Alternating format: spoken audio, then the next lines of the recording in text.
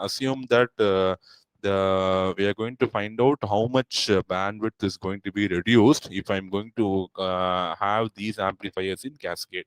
So assume that I'm going to have a single pole amplifier whose transfer function is given by h of s equal to 1 by tau s plus 1.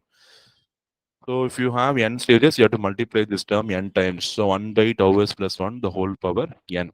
And equate that term to 1 by root 2, finding out the bandwidth.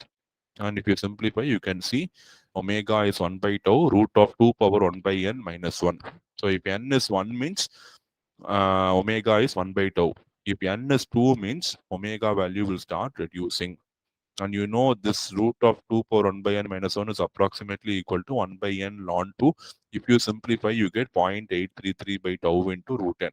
So you can see as the number of stages n increases, the bandwidth starts reducing as square root of n.